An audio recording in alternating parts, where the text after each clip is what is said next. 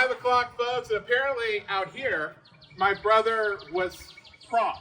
With a schedule. I don't know. He showed up like 2 hours late with an uncooked turkey for Thanksgiving. So I don't know who that Steve was.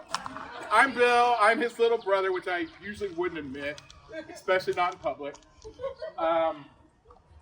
This was his place.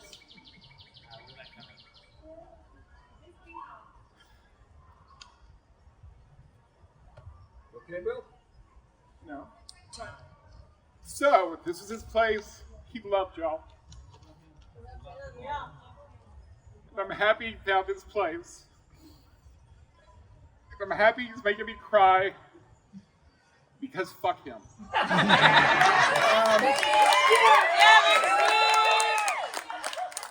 the way, Ladies and gentlemen, repeat after me. Dammit, Steve! Damn it, Steve! y'all kind of screwed that up. Y'all have to work on it. I'll fix it in post. It's been years. So, I had the pleasure... Okay, let me strike that. I grew up with him. And it was a different Steve than y'all knew. He was a dork. He played tuba. He was a goody-goody. He got straight A's and everything. All the teachers loved him. They hated me. Because I'm like Steve, but I was evil. So, and I know apparently y'all don't believe that, but it's true. So, the only two teachers who liked me were his two favorites, so I'm okay with that. I don't know what else to say other than Shadow has gotten a bunch of stuff planned. This is supposed to be a celebration. So, celebrate.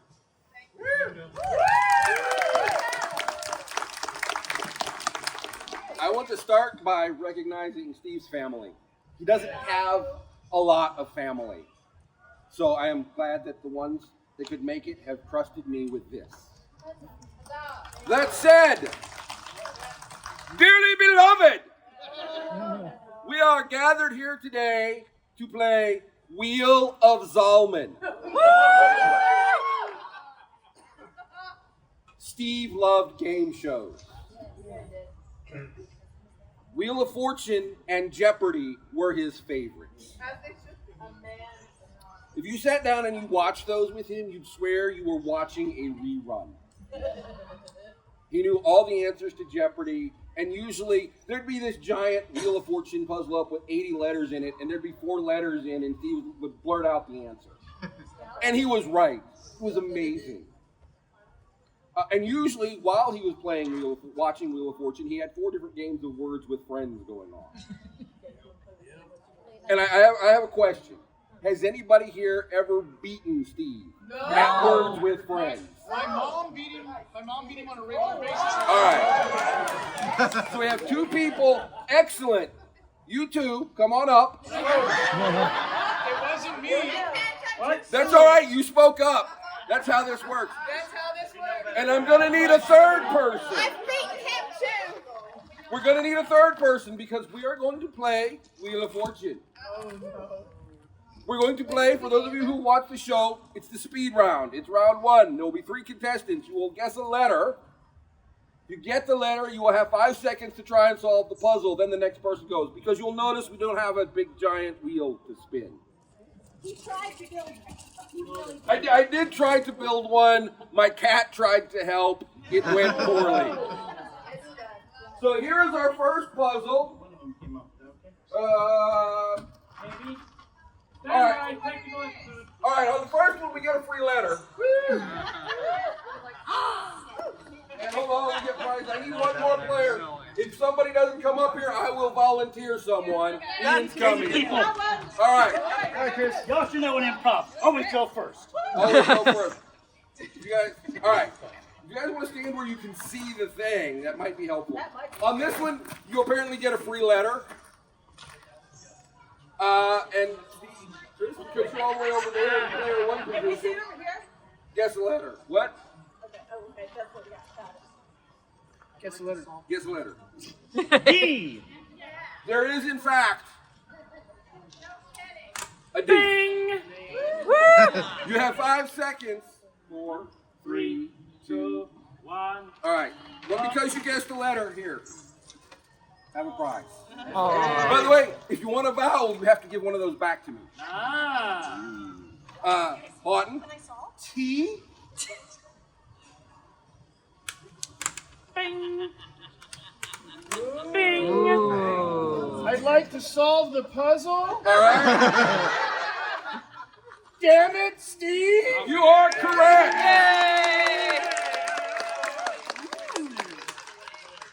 Tobias was terrible being a white.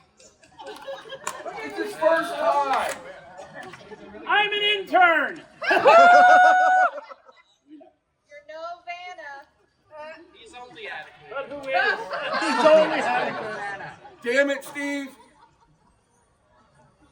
In the hours and days following the announcement of Steve's death, the internet was abuzz with the phrase, "Damn it, Steve." Because Steve was the master of the long joke. There might be some people here who don't know the story of Damn It, Steve and why it is significant. Started about, I guess, 15 years ago. I'm dating all of us. You guys can sit down now if you want. You don't have to stand up here the whole time.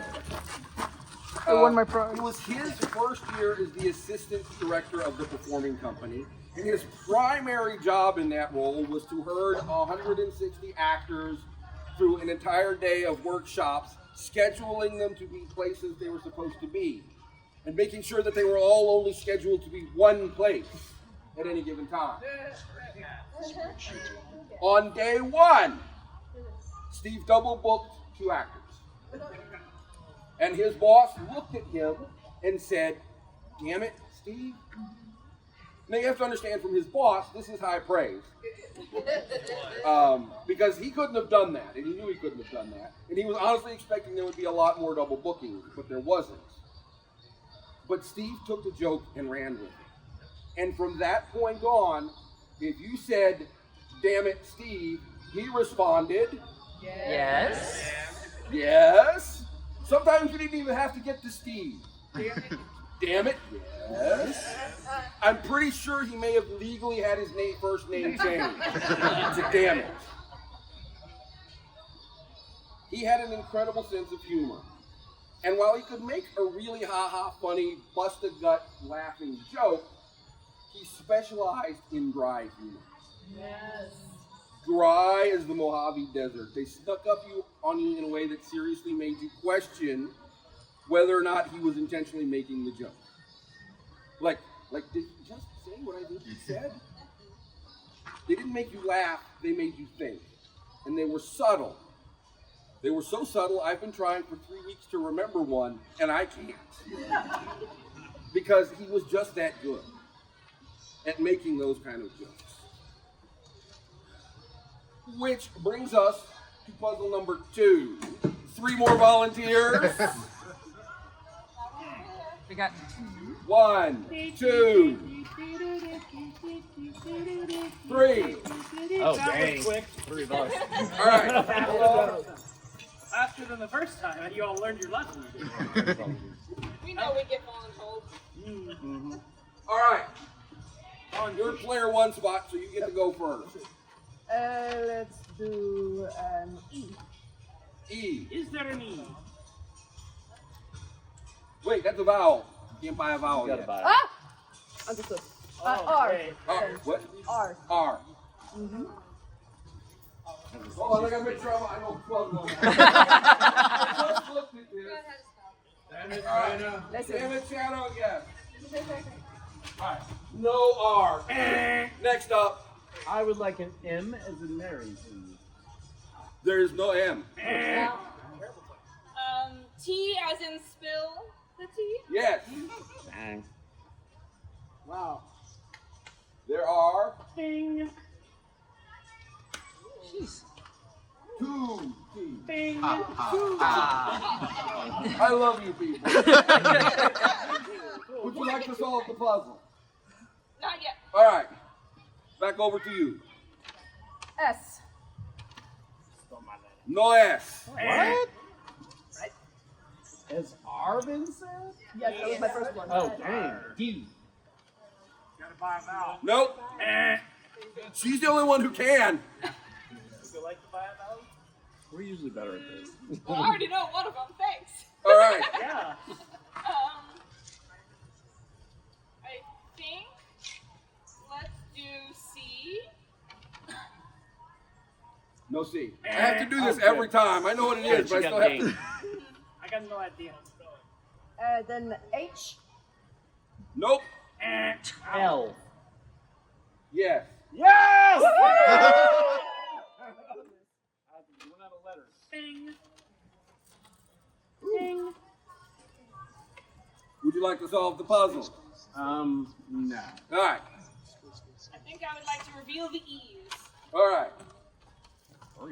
W. Ding. Ah. Bing. Boy, that helped a lot.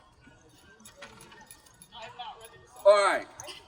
I'm ready to solve the puzzle. All right. Oh. You have to Gentle guess a letter. giant. All right. Oh. You're so smart. She is correct. Give me one vowel, I'm good. You get to keep the candy. Do you want these back? No, you get to keep Oh, it. yeah, good candy. That's why it's a prize. According to his driver's license, Steve Zalman was 6 feet 2 inches tall and weighed 520 pounds. 526 pounds. And that does not encompass the giant heart that Steve Zalman had. He could have easily been a scary and intimidating dude. But he wasn't. And as far as I can tell, he didn't have to work at not being scary and intimidating. I like his family's over going, no, there's no way he could have been scary and intimidating. Right. Just all you had to do was look at him to know that he was a safe person to be around. And that's kind of magical. As you look around, you will notice I don't have any pictures of Steve up here for us to look at. Because every one of us here knows what Steve looks like. And if you do me a favor, close your eyes for a second and picture Steve.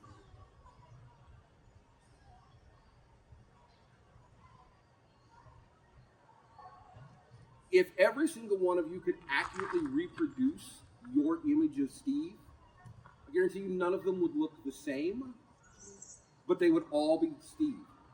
They would all look like Steve. But every one of us had our own image of Steve.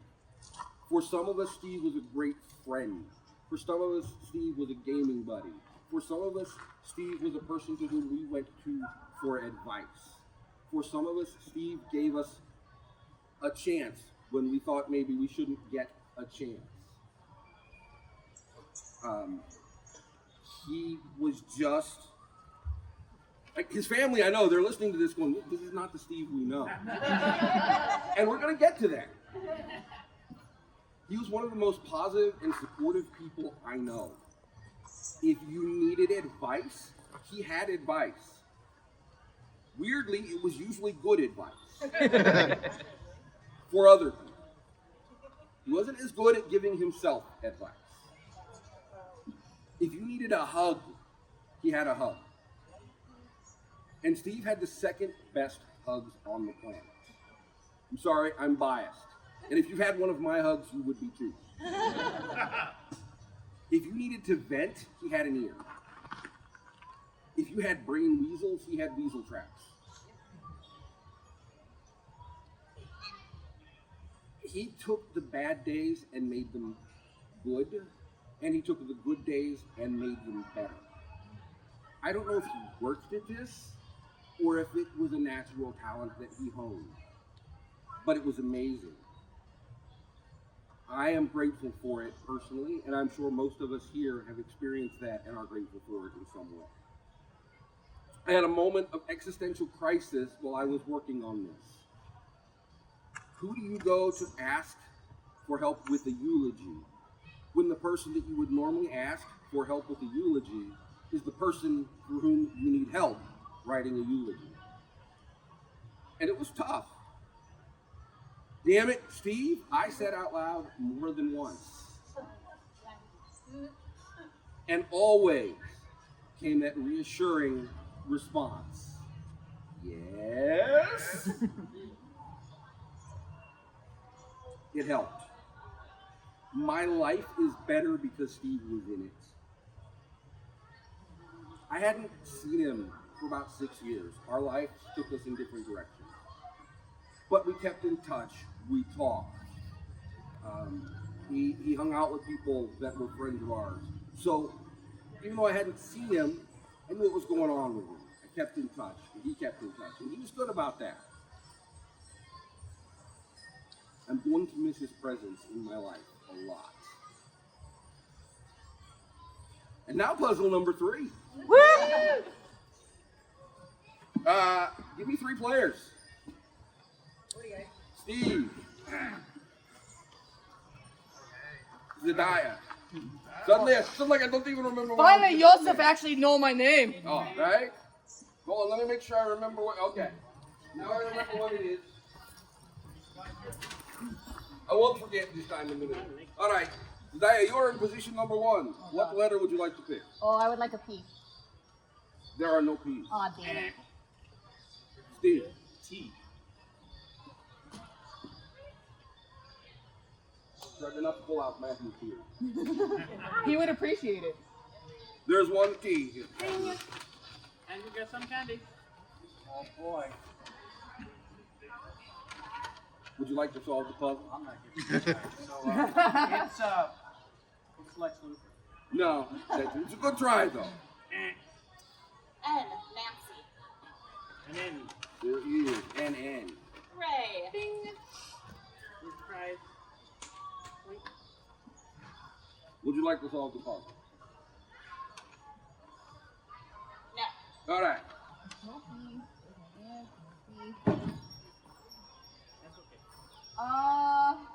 S. There is, in fact, an S. Catch. Fast catch. You They know, really should have seen that Only to coming. her. Right? Would you like to solve the puzzle? No. All right. M. There are a couple of M's. Ahora.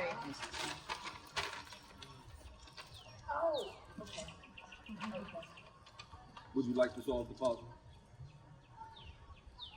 4, 3, 2. I'll let it go. All right. Okay.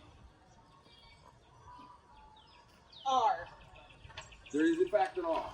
I would like to solve it. All right. Mystery Man. You got Congratulations. baby. Don't do that. Don't do that. What if I hurt myself at his memorial? That would be weird. that would be fitting. Kind of on brand. Yeah. I want to tell you, true story. True story. Steve did not know the word no until he met this young lady. It's true. All right, Mystery Man. Steve had the biggest heart of any human I've met on the planet. He was giving his time, his energy, and resources to those in need. Many of us have done that. He wasn't the giving tree. He didn't give all the time. Project. Sorry. Like you didn't teach dialect or something.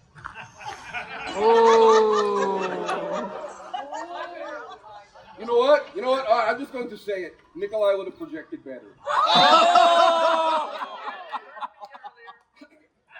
Steve, as we discussed, had the biggest heart of any human on the planet. He was giving of his time, his energy, his resources, but he wasn't the giving tree. He would not give to exhaustion, but when he could, he did, and he always found something that he could give. For about 10 years, every Christmas season, the mysterious and stealthy Ninja Santa popped up on a lot of people's front porches and left gifts. Ninja Santa paid very close attention to people throughout the year. And if in April you commented that you really saw this transformable Grimlock hoodie that you really wanted, suddenly there it was at Christmas on your front porch. he was super stealthy. People would know he was coming. They would leave their front door open, and he would still drop a present off without being seen. People would check their Ring doorbell cameras, and there would be no indication that anybody had ever been there except for this present left on your doorstep. Just in case anybody did not know this, Ninja Santa was Steve. I know, shock, surprise. He made everyone's holiday better.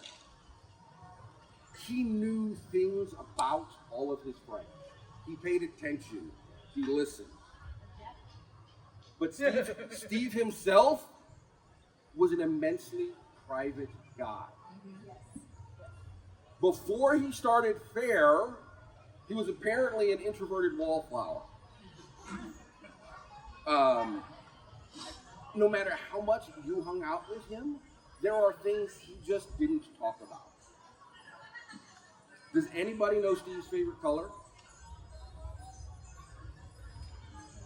His favorite food?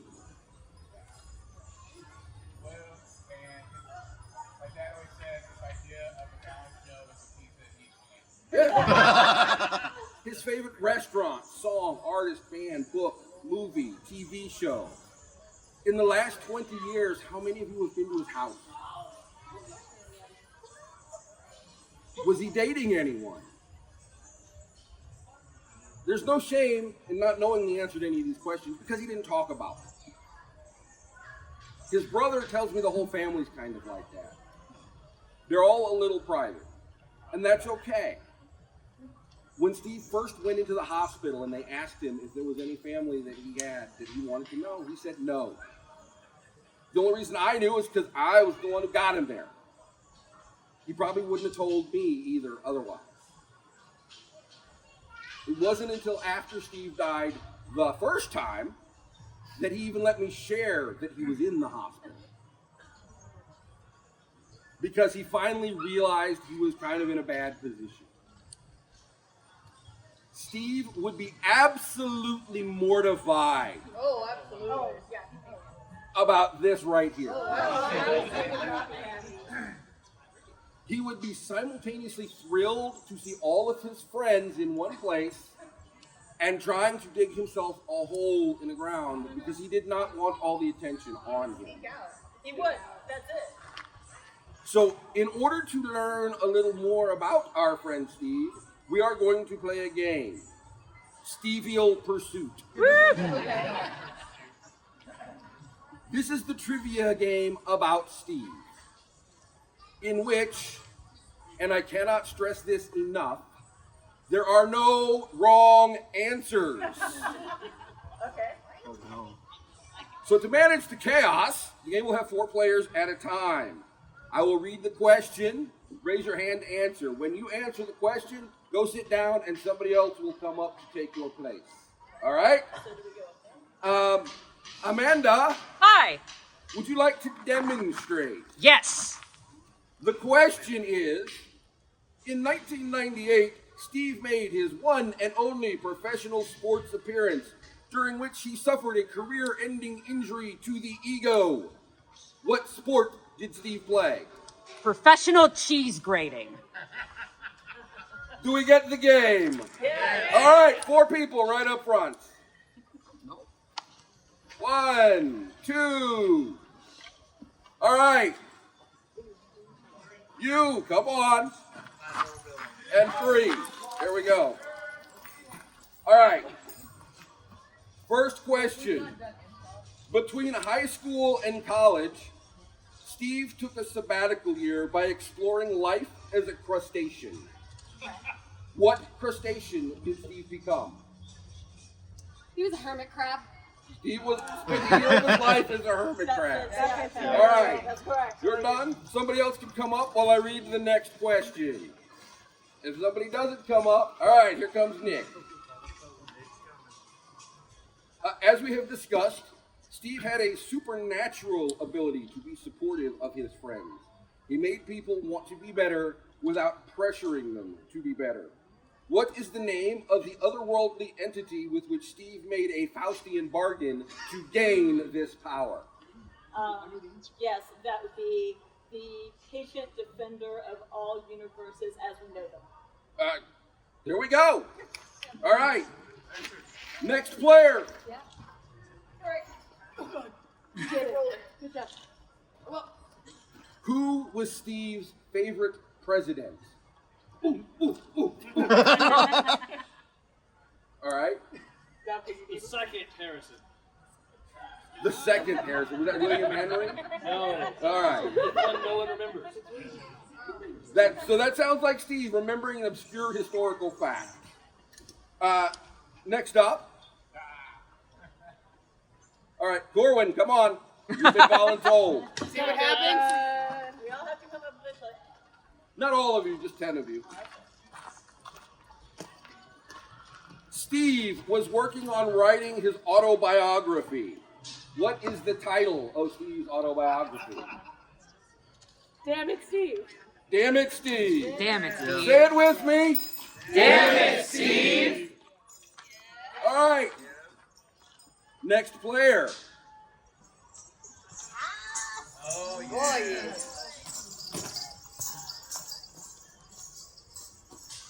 What is Steve's superhero catchphrase? Nisha? It's him. It's him. Somebody paid attention. Next up. All right, Lexi, come on. I'm going to get a drink here. Is this where we chant chug? Yes.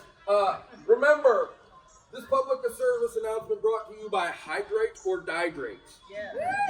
Chug, chug, chug, chug, chug, chug, chug. Aww. All right. In 1967, Steve declared his independence from what country? Lexi? Lithuania. Sounds good to me. Next player. All right, Sydney, come on.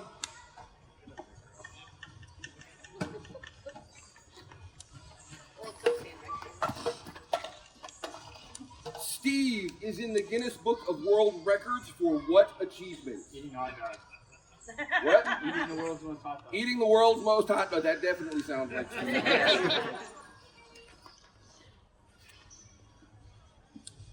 They're learning. They're learning.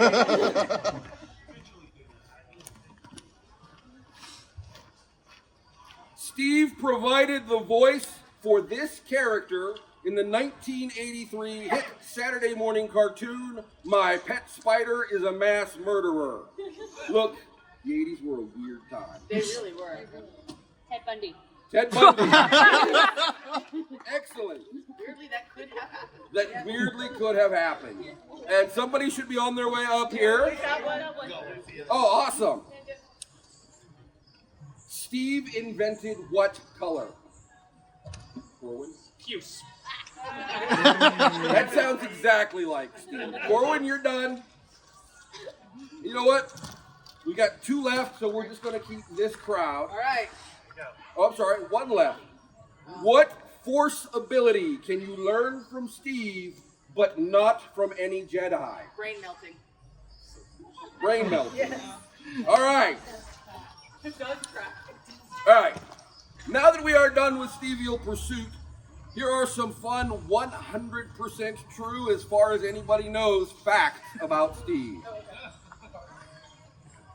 He played tuba in high school band. He bought the Red Box D&D set on a school band trip to Galveston. And played pretty much continually for the next 35 years.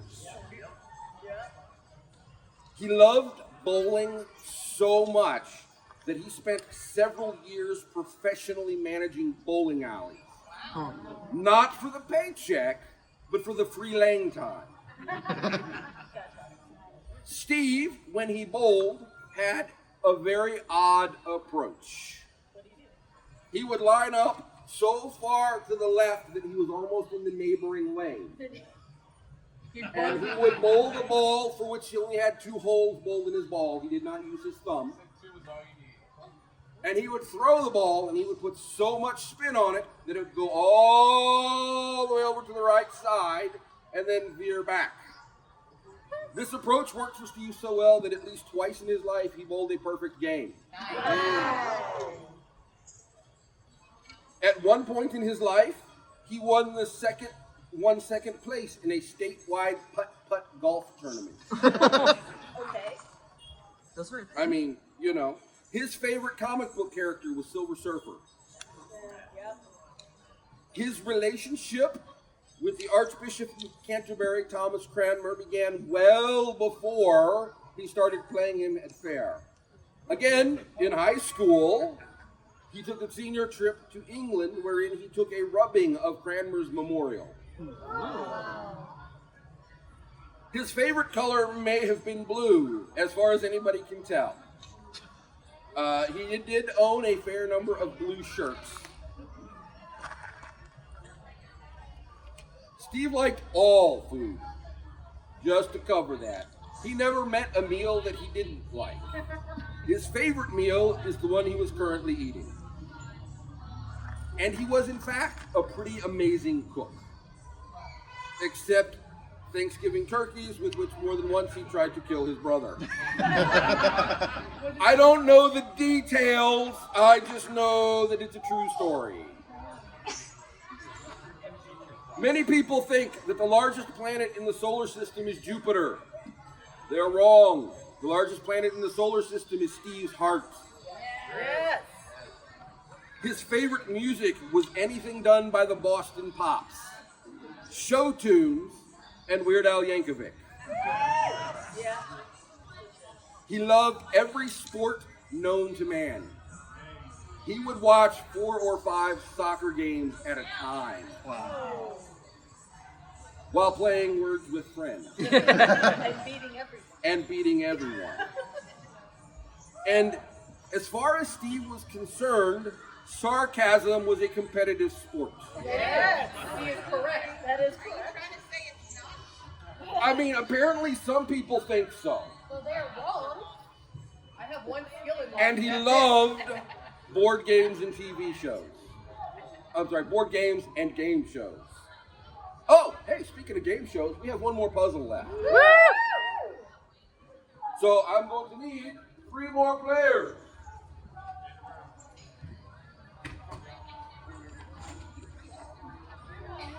Simon says move the board back 4 feet. All right, speaking of Malvano, you can come play. Ian, are you coming up or are you just trying to see 1, 2, 3? All right.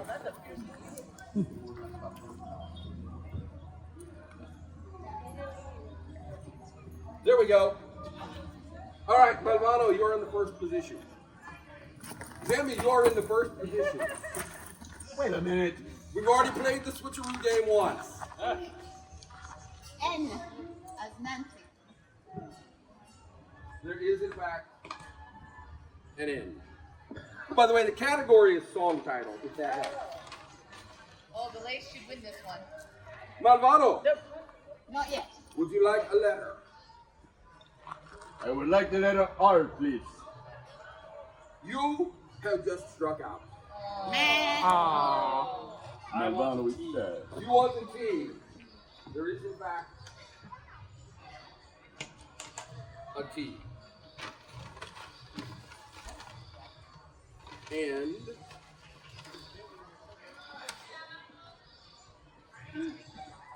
would you like to solve the puzzle? Sadly, no. All right. Demi. C. No. Oh, yes, hold on. There it is. I forget how to spell. Ask my wife.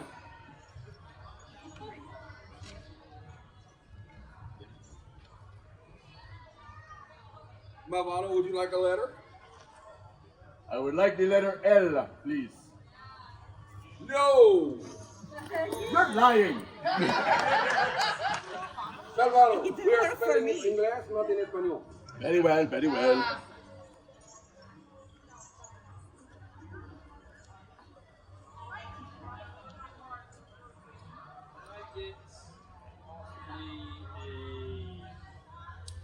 B. No. No B. Demi. H.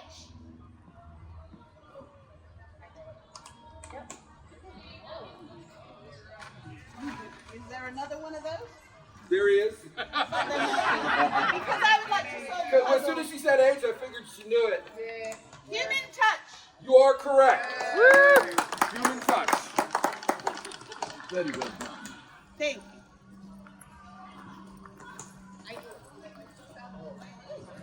Take a moment. Look around you. Everyone here has been touched by Steve. And it's okay to giggle because Steve knows we're all 12. He really does. He would be the first to giggle. Raise your hand if Steve performed your wedding ceremony. Keep them up. Raise your hand if Steve ever gave you words of encouragement. Raise your hand if Steve ever made you laugh. That counts. Raise your hand if Steve ever believed in you when you did not believe in yourself. I know, some of you don't have enough hands. Raise your hand if Steve gave you your performer's badge. Raise your hand if Steve ever made a shitty day less shitty. Right? I don't know if Steve knows how many lives he touched. Maybe none of us ever get to know that. I have never heard Steve utter an unkind word about him. And I want to be clear, I've heard Steve bitch. Oh, yeah. I have heard Steve vent. But he always found a way to put a positive spin on it. Always. That is a rare, rare gift. The world would be a better place if there were more Steves in it. All right, that's it. My part is done for the most part. I highly recommend that some of you stay till 7 p.m. for Steve's final send-off. Because there will be an earth-shattering kaboom. We have two things to do. First, Crispin, you know nothing. Helene, you know nothing. We have a tradition. You guys might want to form a circle. Because this is going to go easier. This is a bottle of Jameson Rook's Remedy. Some of you may elect not to partake because some of you may have a strange relationship with Bill W. And that is okay. The way this works, this bottle is going to get passed around. It's going to go to everybody. And at the end, there will be some left. We don't take a lot.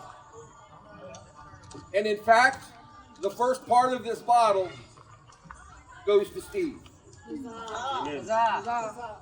I'm just going to pass it in a direction, probably my left, because I'm holding it with my left hand. Don't worry, it's alcohol. It kills the germs. Allergic to whiskey, but It's super easy. Once this part is done, it will be you all's turn to share stories. Because I know several of you have stories that you want to tell. This is the rule. You will get up here. And before you tell your story, you will say, "Dammit, Zalman." Steve. To which the assembled rabble will reply, "Yes." Steve, what? No, yes. Oh. Damn it, Steve. Yes. We got this. While this is happening, I know, Davida, you sent me a thing. Yes.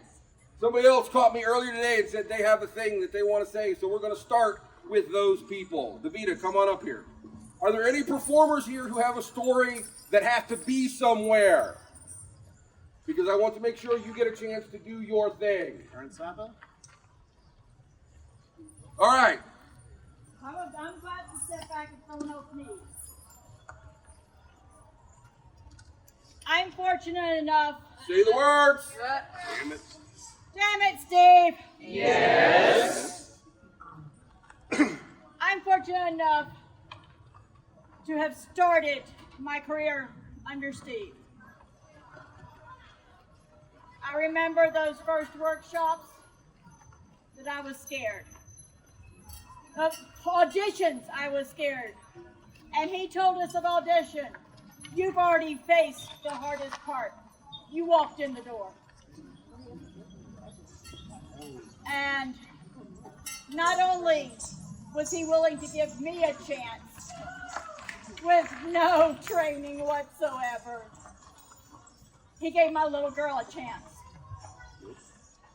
And what was most important, he made our under 18s feel safe. He made them feel welcome as a part of the cast. And I will always love him for that.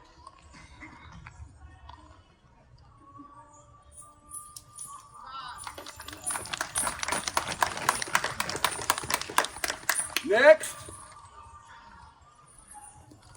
I know at least one other person told me they had something they wanted to say. All right, I guess they did not make it. Oh, here comes Steve. The other Steve. Damn it, Steve. Let's see. I remember my line. Remember your line. Damn it, Steve. Yes. So I was on cast for a while. And when I moved away, I had the opportunity and grace to come back and play Maris once a year when I got to come and visit. And in 2014, I moved back home. And then it was either 15 or it was 15. 15, Steve gave me a chance to be on cast. 2015, my ex had told the world that I was an evil man, that I threatened to beat my children. I was unable to see my kids, talk to friends, and 15 years of my life was completely deleted. I was broke, didn't have a job, but I got to come here. And I got to play Father Phineas Thomas Barnum, the most evil little bastard that's ever run. Except for him. And I missed a lot of days because I missed days. There's some days I couldn't get out of bed. I missed a lot of days because I had to deal with legal stuff. I missed a lot of days because I had to fly to Seattle and go through a 10-day trial to try and fight to have my kids. I took care of my dad during the week and flew back to do workshops. Steve let me do all this stuff. He didn't give me crap about it. When any other director would have kicked my ass to the curb because I wasn't here to do the job. So Steve let me be Phineas Thomas Barnum and play in the streets and harass patrons and let me channel some of that somewhere else.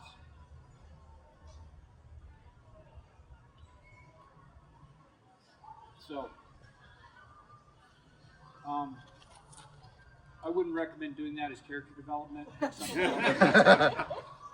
But that's something Steve did for me. And I can't thank him enough for doing that for me because it gave me an opportunity to do something else besides deal with the crap I was dealing with. So, thank you, Steve.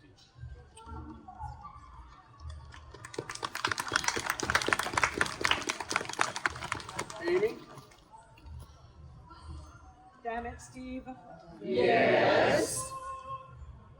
I am not one public speaker, but when Matthew, my husband, first came out and established the outfit, all of you embraced him and made him welcome.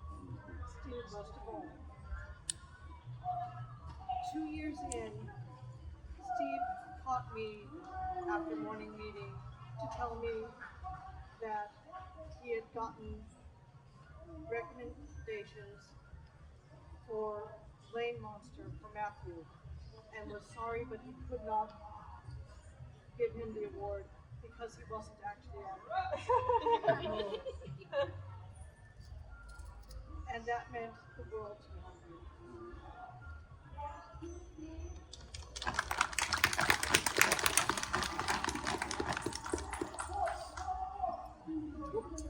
Damn it, Steve. Yes. About 6 years ago, I decided to go out to college, and I was terrified. And I told some people, and I was shaking in my boots. And at one point, I looked at Steve and went, you know, I don't know if this is a good plan. What am I doing?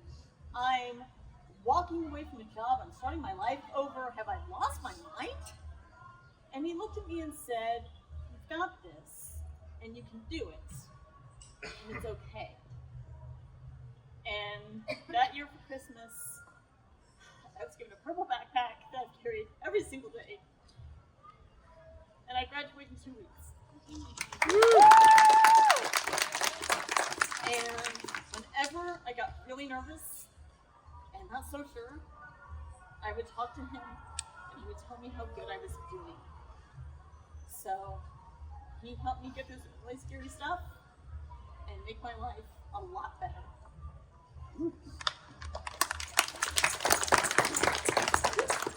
Yeah, good timing.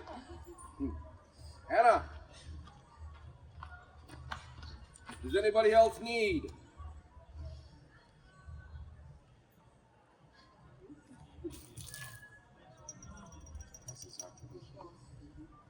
Damn it, Steve. Yes. I am shocked and amazed. No one has commented on the fact that the dice for Dungeons and Dragons loved Steve. Oh my god! His dice do not roll the same way when they're not his. I know. So, I had the absolute privilege of serving as on cast with him as cast director, but I did not truly get to know him until I played D&D with him during 2020. Now, to give you an idea of some of what I was going through at the time, I was a professional chef and with a corporate background. I was working at a Fortune 500 company and was running their IT building as a line cook, not as the chef. When 2020 rolled around, I went from working 10 hours a day, Monday through Friday, to having no job at all overnight. And there was a lot going on. I was at odds with my family. I had a lot going on with losing my career suddenly. And I was not well because, you know, pandemic. I can't think of many people who were. So we would get online to play D&D together, and that man made me laugh my ass off every day. I cannot imagine a single session we had where I did not have to mute myself so that I could fall off the bed and just keep cackling. Because he was just so funny. He was playing an artificer with a pet mimic. You have no idea what you're using. Oh, it was wonderful. So, Can we get it? laughter is the best medicine for a heartsick person. And the ability to put aside what was going on in his own life and to take into account what was going on in everyone else's is a gift I will never, ever forsake nor forget. And I miss that man.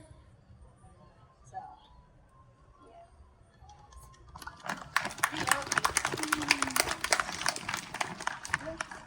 Damn it, Steve. Yes. We both played sousaphone and tuba. And for anyone who has not worn that, it's a microwave. It reflects all of the sun on you. They're hot, they're heavy, they suck to wear. We all wear hot and heavy things out here that suck to wear. There were days that he and I would look at each other, and very specifically language was this. My hands are unbuttoned, and I'm holding the mouthpiece. Nothing was said, and we could be 100 yards from each other, and it was, I'm hot, I'm exhausted, I'm tired, but I'm still going. And I don't know how to say that other than looking at someone who can also say, I'm hot, I'm tired, I'm sweating, and we're gonna make it through this from 100 feet away, completely non-verbally. That man knew each and every one of us and was unique to each and every one of us. We love Steve.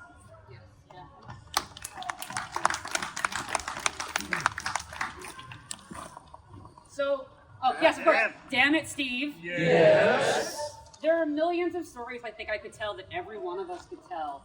And I had a moment thinking of what story to tell. I could tell about a very fun comment set off to the side that involved the phrase Black Panther Party that broke Angelica Morgan for at least an hour. I could tell the stories of the after dinners that we would do on Sunday nights after a day of fair, where we would tell him all the horrible things we had done that day when he wasn't looking, and how many times he went, I didn't hear that. But I wanted to talk about how he believed in people, and how he believed in people in a way that caused you to believe in yourself. He had this very magical power that he could see and find the good and the potential in every single person. I remember those conversations when I'd ask, why did we hire this person? Why they auditioned and they made it, but we were struggling. Like, what did you see? And every time he just said, you have to look harder. You have to look deeper. He believed in every single person in a way that is something that I have tried to do in years since, and it's really fucking hard, y'all. There are some days that I have to remind myself, there is potential and good in this person somewhere. You have to dig deep, yes. But I specifically remember the first day of workshops, what year was that, 2018, where we were ready to go. It was jump starts. We were teaching all of our newbies. We were going to teach them some basic formal grammar and some basic accent work. And I waited for Steve to kick things off. And I looked at him, and he just looked back at me and said, take it away. So we did. Thanks, boss. At the end of that workshop season, I remember explicitly, we were sitting on a bench watching everyone do court dance for a rehearsal day before the guests all came in. And we sat and talked for about an hour. We spent maybe 5 minutes talking about the job and the things we were doing. I worked for Steve at the time as a member of the character staff, and he was our director. We talked for 5 minutes, then we spent the rest of the time shooting the shit about what books we recommended to each other. And I could not tell you a single book about it, because at the end of it, he looked at me and he said, I want you to submit a proposal. And then he got up and walked away. That's the kind of Steve that I remember, is the person who believes in other people, who wants to find the good that is innate in every human here. So, as a closing, before I hand it back to Shadow, unless someone else wants to say, I will give you the same words that he told me. Take it away. Right. I make this as quick as I can. I will. Damn it, Steve. Yes. All right. So I look out in this crowd with I have no spectacles, but I see shapes that I recognize over the years. Many of you know me. Many of you taught me. You all know that I am very self-deprecating. I do not take any of the confidence that you guys throw at me. I've never given it back. I'm not good at that. I hate it. I don't like it. Steve always had an air about him. He never pushed me to say, Shannon, you can do this. Shannon, you're great. He did it in ways that, to other people who don't understand an introvert's language, might go, what? One of my first memories of being on cast was actually my second year. I was playing the town crier. I was Catherine Booth, because I can be loud. No. I know.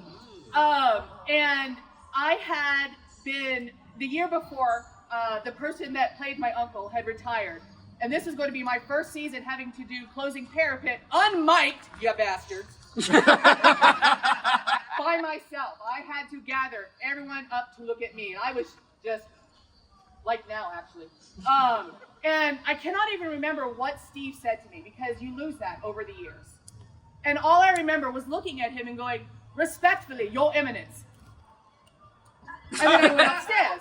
But the part that sold it for me, and we, at one point, I think all of us have seen the face where Steve is both happy for you, but also very, very exasperated, because his hand just went, as you will do.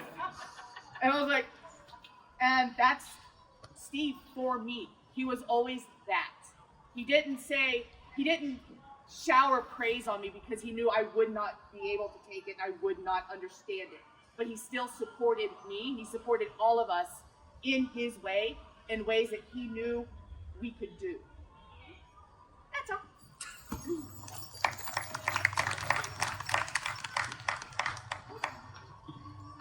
Dammit, Steve! Yes.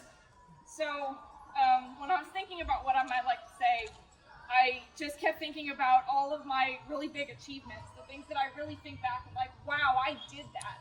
Have Steve there. The one that makes me laugh the most was I was in Japan and no one except four people knew that I was coming. It was Shane Watt, it was Eris and Paul, and it was Steve. And before everyone even got there, I got myself ready and I hid on Crown Meadow at the stage up there. And I hid so well, Steve didn't even know I had actually made it there. He was like, I know that I want to do this for a vocal warm-up because everyone's going to scream, but I don't 100% know she's there. So he went, I think I have a surprise. Do I have a surprise? And he gave me my character of the day mug. He gave it to me as a send-off before I left for Japan for years. And the one that really still sticks with me, I wear on my hat, and I wear this hat everywhere. It's my Most Improved Performer award that I got the first year that I played Faith Bonner. And he said last year, she came up to me when I gave her my badge and she said, I want to be a lane monster. And she tried. And this year she did it. She did it this year. And I keep this all the time. And people, it's a little faded now, so people always go, what does that say? It says Most Improved. Damn it, Steve! Yes.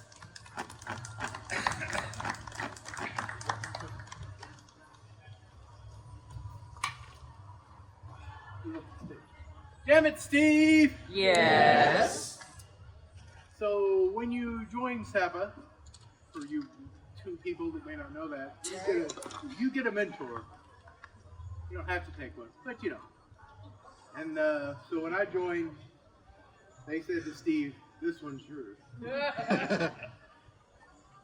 Fast forward to later in that season, I was fortunate enough to receive a mug. And, of course, everyone politely applauded. And Steve stood up as the applause died and said, this one's mine. That's all I got. We love you.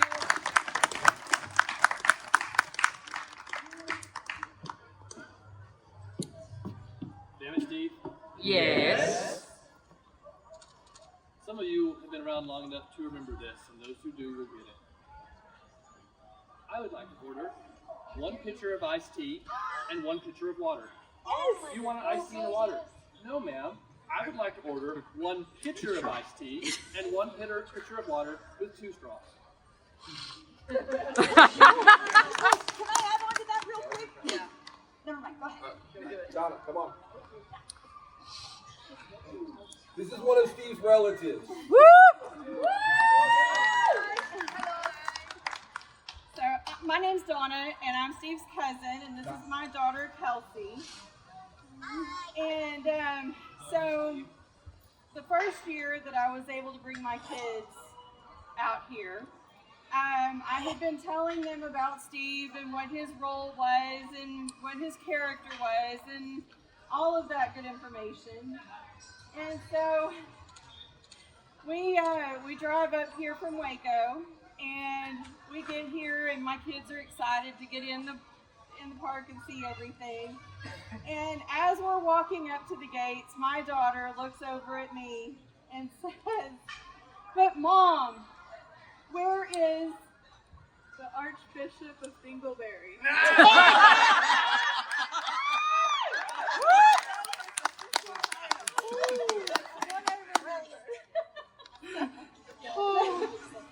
He thought it was hilarious. I think Bill liked it better than Steve did. Yeah, probably. that sounds right. Look like the focus. Walk like the focus. Speaking of, damn it, Steve. Yes. If you had waited 2 more weeks, you could have been the Pope. All right. Steve's family has graciously said if anybody would like to take a piece of Steve home with them, they may. I have some already portioned out, but I only have like 5 people portioned out. So if anybody would like somebody and you don't have a container today, talk to me. We'll make arrangements. Gertie. All right.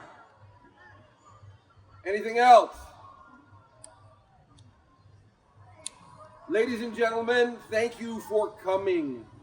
This meant a lot to Steve. He doesn't know it, but it did. He didn't hate it, but he did. It meant a lot to us. And Steve will never be forgotten.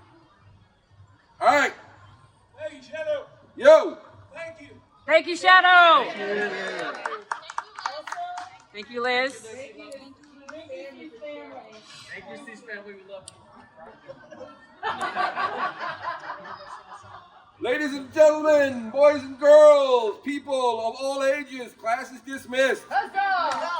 7 o'clock at the closing of the gates.